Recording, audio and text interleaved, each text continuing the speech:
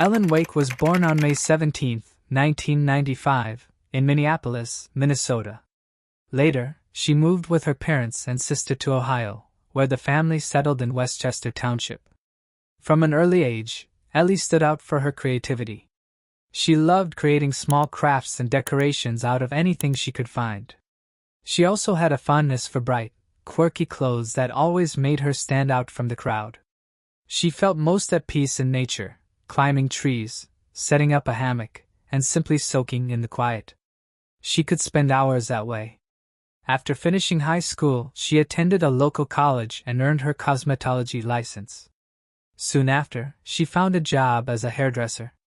By the summer of 2018, 23-year-old Ellie was living independently and still working at the hair salon. On Sunday, July 29th, a friend came over to visit her. They spent time together in the backyard, chatted for a while, and then he left. After that, she texted with a few of her friends, but the next day, she suddenly stopped responding. Her family and friends kept trying to contact her, but there was no reply. When they called, they discovered that her phone had been turned off. A short time later, Ellie's mother drove to her house and noticed her car still parked by the garage. All of her personal items were inside, except for her phone. It didn't make any sense, and Ellie's mother immediately went to the police. She also told them right away that she had a strong suspicion about who might be involved in her daughter's disappearance. Ellie had told her multiple times about an anonymous man who had been stalking her for months. It had all begun in February 2018, about 6 months before Ellie vanished. A strange man had started messaging her on social media, and at first, he seemed harmless. But then, his messages began to grow more disturbing. He started asking her strange questions about her opinions on mass murders and generally behaved in an unsettling way. Ellie tried blocking him, but each time she did, he would reappear with a new account under a different name or contact her through an entirely different platform. But that was only the beginning. In April, Ellie received a video from him, filmed late at night through one of her windows.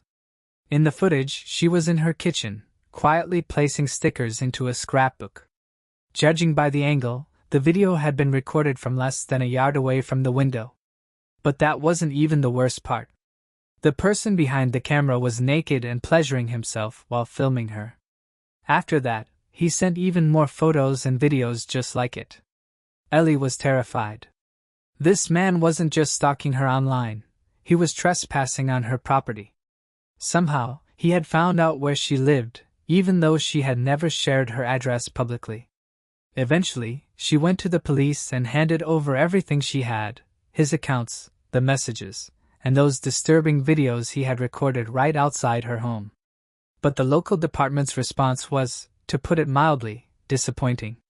Instead of opening a case under a law that recognized Ellie was in real danger, they brushed it off as mere telephone harassment. Investigators did try to identify who was behind the fake accounts, but they quickly hit a dead end. The man had been using virtual phone numbers from a website that required a court order to release any user information. And apparently, the police didn't want to go through that process, so they shelved the case. They didn't even attach the photos or videos he had taken through Ellie's window to the file, even though that was a clear violation of the law. In the end, the only advice they gave her was to avoid going out after dark, keep her curtains closed, and maybe take a self-defense class. Ellie was devastated that the police had done virtually nothing and began to feel completely powerless in the face of what was happening.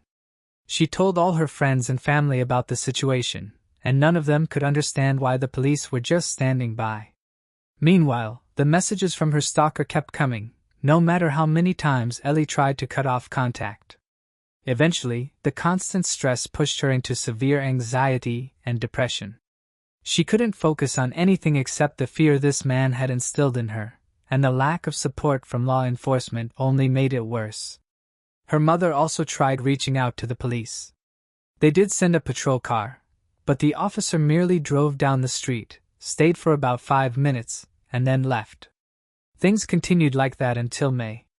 One day, while Ellie was talking to a friend about the entire situation, he managed to trace one of the stalker's fake Snapchat accounts back to a real social media profile.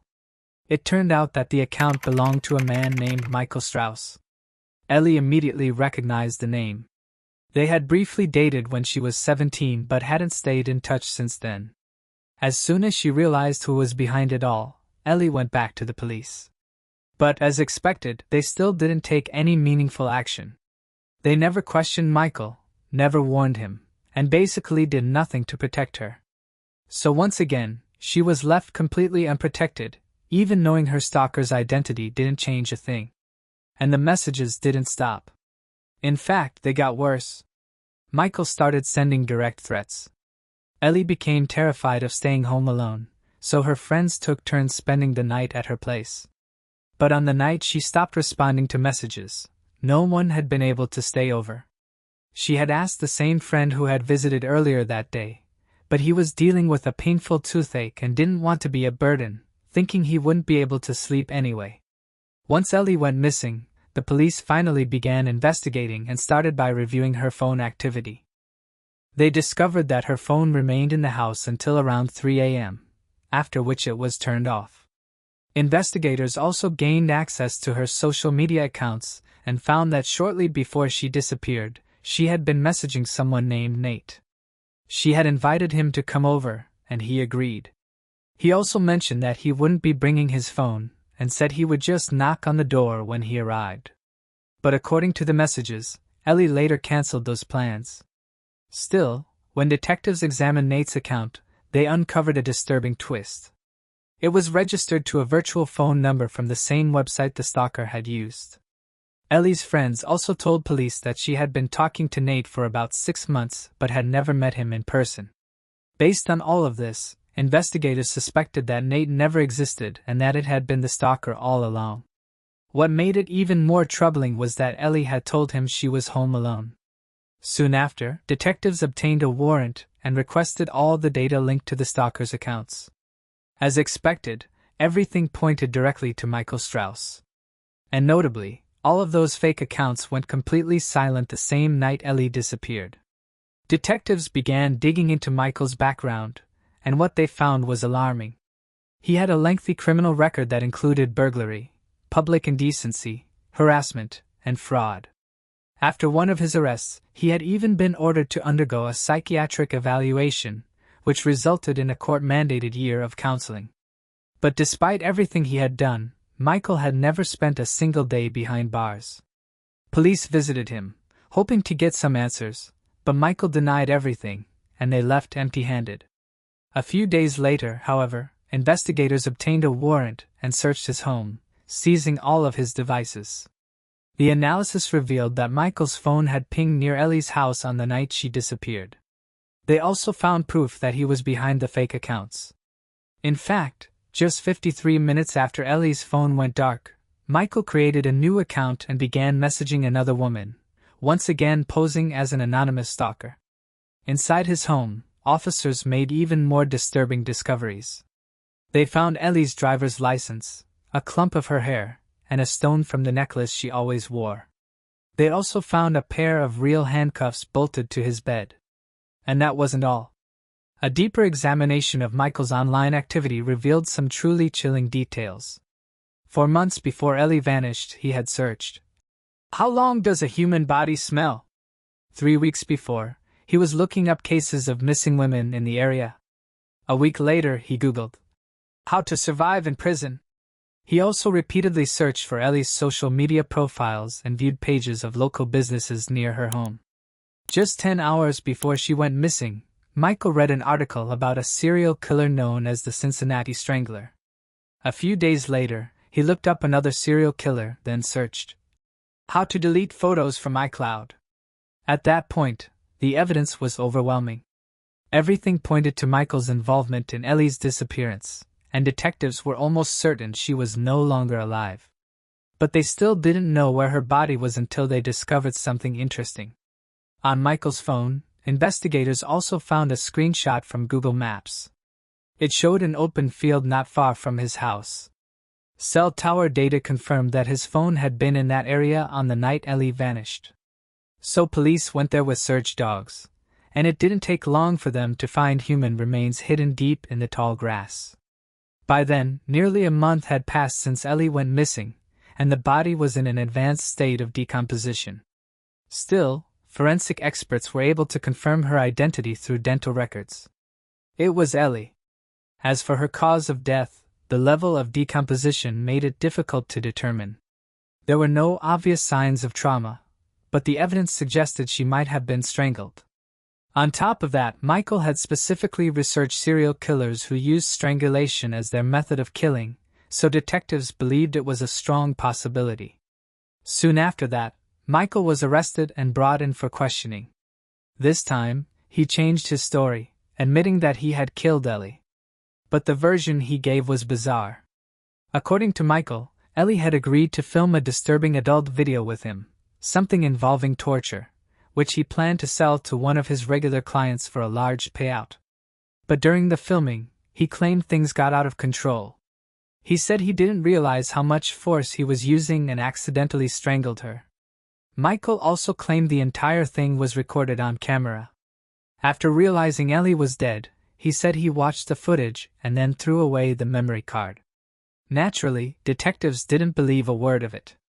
His story didn't align with the facts, and with the mountain of evidence against him, prosecutors were already in a strong position to secure a conviction. Based on everything they had gathered, the most likely scenario was that Michael lured Ellie out of her house, possibly by threatening her, and then took her back to his home. Forensic experts confirmed that her wrists had been bound with zip ties. Once inside, Michael handcuffed her to his bed and killed her, later dumping her body in a field near his house. But investigators still had another big question to answer. Could Michael be connected to other crimes? Because aside from the overwhelming evidence in Ellie's case, his devices revealed something else. Dozens of photos and videos of random women, most of them jogging in local parks or walking alone. In many of the clips, Michael was either secretly filming them from his car or following them on foot with a hidden camera. When detectives asked him about the footage, Michael didn't deny it. He admitted that he liked recording attractive women whenever he had the chance, but insisted that he never actually hurt anyone. Still, the search history on his phone told a darker story. He looked up things like, "Why do women jog in Westchester?" and often searched for news about attacks on female joggers in the area. Police began investigating other unsolved cases nearby and soon found one that closely matched Michael's pattern. About 6 months before Ellie's murder, a woman had been attacked while jogging in a nearby town called Mason. An unknown man ran up behind her and tried to drag her into the woods, but she managed to fight him off and escape. What stood out was that Michael had Googled this exact case multiple times, according to his search history, so detectives were almost certain he was responsible, but without physical evidence, they couldn't charge him. They also began to wonder if Michael could be linked to another unsolved murder from 2011, the killing of 21-year-old college student Caitlin Markham. She had disappeared under eerily similar circumstances, and her body was found nearly 2 years later. Police had never identified a suspect, but now they began to seriously consider Michael. Digging deeper, they found that Caitlin had told friends about being stalked by a man she didn't know. But then came an unexpected lead. On one of Michael's old social media pages, police found a photo from a music festival. He was standing with a group of people, and one of them was Caitlin's fiancé. That confirmed that Michael at least knew someone close to the victim. But despite this connection, investigators couldn't find any solid evidence linking him to Caitlin's case. While Michael was sitting in jail awaiting trial for Ellie's murder, one of his cellmates came forward with a tip.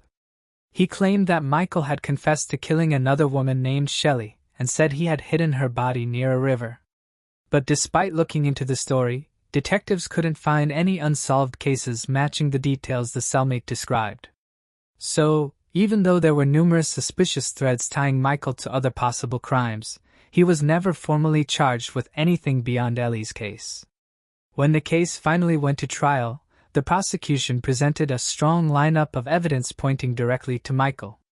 They argued that the murder wasn't some tragic accident, it was deliberate, and there was no question about who was responsible.